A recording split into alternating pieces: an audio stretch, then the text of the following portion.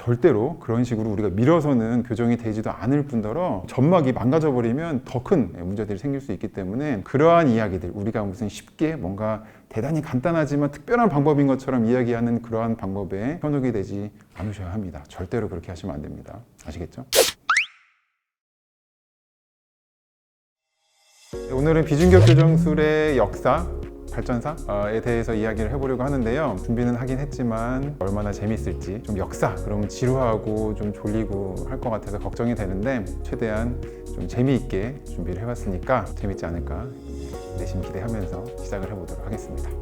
코에 대한 수술은 기원전 3000년경 이집트의 외과 의학서인 외과 파피루스에 기록되어 있을 정도로 매우 오래된 역사를 가지고 있는데요. 기원전 5세기경에 유명한 히포크라테스가 코 부상의 종류에 따라서 각각의 치료법을 소개한 이후에 비중격 연골을 점막과 함께 광범위하게 절제하는 수술 방법이 시행되었다고 합니다. 이 방법은 비중격 점막까지 다 제거를 하는 바람에 비중격 천공의 문제가 심각하게 생겼다고 하는데요. 비중격이라고 하는 것은 원래 칸막이로 막혀있는 구조인데 그 비중격에 구멍이 뚫리는 걸 비중격 천공이라고 해요. 비중격에 천공이 생기면 오히려 그것 때문에 코 막힘이 더 생기기도 하고 코 외형의 변형뿐 아니라 코 안에 딱지나 여러 가지 통증, 피, 출혈 이런 것들이 생기기 때문에 상당히 경우에 따라서는 매우 심각한 증상들을 나타낼 수가 있는데요. 광범위한 제거, 점막과 연골을 제거하는 방법의 수술은 더 이상 사용되지 않았다고 하고요. 이후로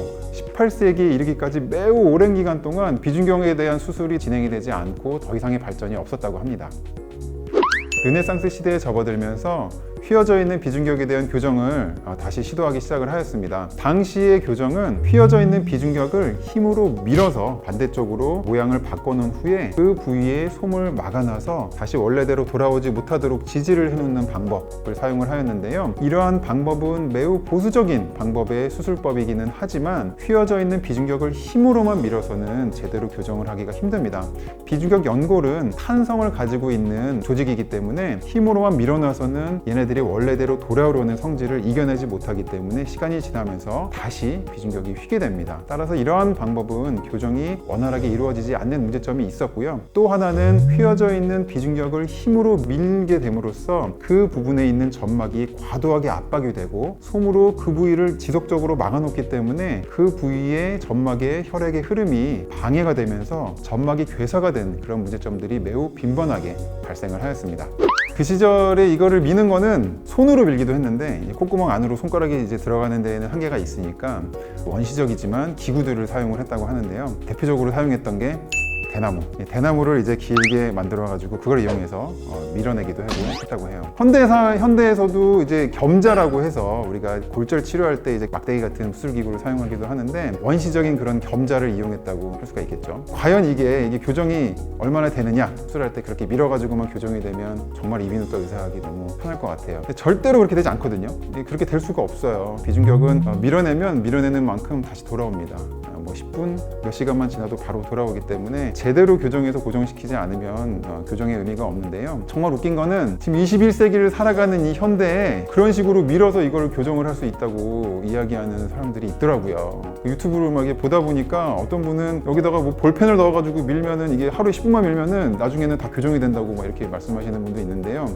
이게 참 웃어야 될지 말아야 될지 너무나도 황당한 이야기지만 절대로 그런 식으로 우리가 밀어서는 교정이 되지도 않을 뿐더러 이 점막이 망가져 버리면 더 큰 문제들이 생길 수 있기 때문에 그러한 이야기들, 우리가 무슨 쉽게 뭔가 대단히 간단하지만 특별한 방법인 것처럼 이야기하는 그러한 방법에 현혹이 되지 않으셔야 합니다. 절대로 그렇게 하시면 안 됩니다.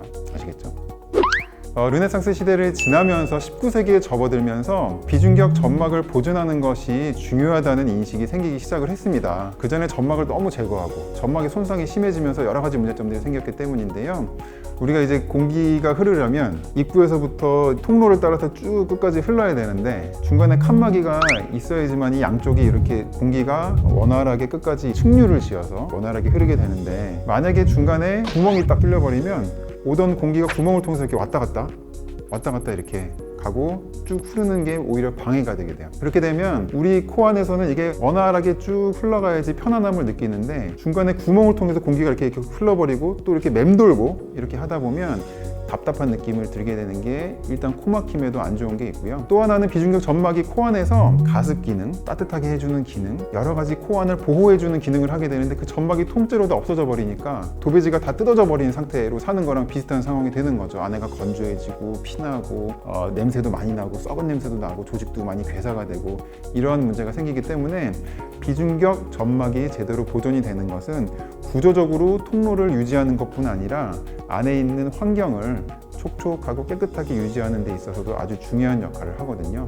그래서 비중격 안에 있는 점막이 유지된다는 것은 우리가 겉에 있는 피부가 유지된다는 것과 비슷한 거라고 할 수 있어요. 우리가 피부 다 없어지고 뼈만 남아가지고 살 수 없는 거랑 비슷하다고 할 수 있겠습니다. 그래서 19세기에 접어들면서부터는 점막을 보존하면서 비중격을 교정하는 수칙들이 많이 발달이 되었는데요. 그 당시에 대표적으로 시행했던 수술 방법은 비중격 점막의 한쪽 혹은 양쪽을 다 보존하면서 가운데 있는 비중격 연골을 통째로 제거하는 수술을 많이 시행을 했습니다. 역시 통째로 비중격을 제거를 하는 것은 크게 이전의 고대 시대와 크게 다르지 않았던 것 같은데요. 그래도 비중격 점막을 보존했기 때문에 비중격 천공의 문제는 생기지 않았겠죠.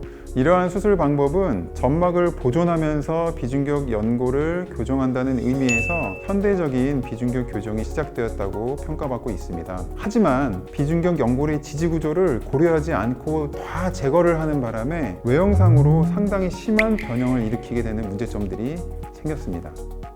20세기에 들어서 진정한 의미의 현대적인 비중격 교정술이 시행되었다고 할 수가 있는데요. 독일의 킬리안과 미국의 후리어라고 하는 의사가 비중격 점막을 보존하는 것도 중요하지만 지지 구조도 중요하다는 이론을 펼치기 시작을 했고요. 비중격의 지지 구조는 비중격 연골이 콧대를 지지해주는 L자 모양의 지지 구조가 중요한데요. 그것을 L자 모양의 지지라고 해서 L자 지주 혹은 영어로 L-스트럿이라고 합니다. 비중격 수술을 할 때 그 L-스트럿을 튼튼하게 보존을 하는 것이 매우 중요하다는 이론이 이때 정립이 되기 시작을 하였고요. 이때 현대에도 시행이 되고 있는 비중격 점막하 절제술이라고 하는 수술법이 시작이 되었습니다. 또한 이 당시에는 여러 가지 비중격 관련된 수술의 발전이 있었는데요. 비중격을 통해서 뇌로 접근하는 수술 방법도 이 당시에 처음 시작이 되었고, 과거에는 교정할 수 없다고 여겨졌던 L-스트럿의 말단부, 코끝 부위의 비중격 부위에 대한 교정도 처음으로 시도되기 시작을 했습니다.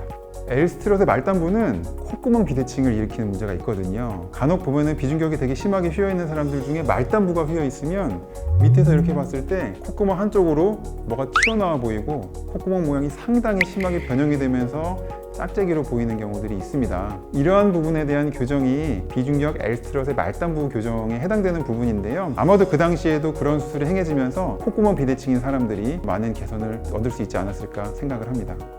21세기에 들어서 코 수술에 내시경이 도입이 되면서 코 수술의 새로운 지평이 열리기 시작을 하였습니다. 이전에 우리가 볼 수 없었던 구석구석의 구조까지 내시경을 통해서 확인을 할 수 있었기 때문에 조금 더 정확하고 세밀한 수술을 할 수가 있었는데요. 독일의 스텐버거라는 사람이 축농증 수술에 내시경을 도입을 하기 시작을 하였고요. 이를 통해서 축농증 수술의 새로운 장을 열게 되었습니다. 비중격 교정을 하는 데 있어서도 이전에는 마지막까지 미지의 세계로, 미지의 영역으로 남아 있었던 비중격 L-스트럿의 윗부분, 흔히 우리가 지금 비밸브 부위라고 이야기하는 영역에도 확인하고 접근할 수 있는 방법이 생기기 시작하였습니다. 과거에는 일반적으로 미용 목적으로 시행을 하던 코 성형수술과 코막힘 개선을 목적으로 하던 비중격 교정술이 결합이 되어서 비밸브 교정술로 다시 탄생하게 되었다고 할 수가 있겠고요. 이렇게 두 가지의 수술 방법이 결합이 되어 비밸브 교정술이 시작이 되면서 진정한 의미의 완전하고 분명한 비중격 교정이 시작되었다고 할 수가 있겠습니다. 이상으로 비중격 수술의 발전사를 간단하게 살펴보았는데요. 재밌으셨는지 모르겠는데 우리가 좀 재미없고 지루하지만 이렇게 과거의 역사를 살펴보는 이유는 과거에서부터 발전해왔던 이런 것들을 바탕으로 앞으로도 더욱더 이런 수술 방법을 발전시키기 위한 토대로 삼기 위한 것이 하나가 있고요. 또 하나 중요한 거는 지금까지 잘 보셨겠지만 과거부터 이루어왔던 여러 가지 시행착오와 실수들을 앞으로는 다시는 반복하지 않기 위함도 있습니다. 또한 비중격 교정술을 하는 데 있어서 L-스트럿의 중요성을 간과하거나 무시함으로써 비중격 교정술 후에 비중격이 약해지면서 안장코 변형이나 코끝 부위가 처지는 그러한 문제점들이 생기는 경우들도 드물지 않게 보게 됩니다. 따라서 이 영상을 보시는 여러분들은 이러한 내용들을 잘 이해하시고 수술을 고려하고 상담받으실 때 조금 더 좋고 현명한 판단을 하시는 데 도움이 되었으면 좋겠습니다. 구독과 좋아요, 알림 설정까지 해주세요. 댓글도 달아주시면 답변도 성심성의껏 달아드리겠습니다. 안녕.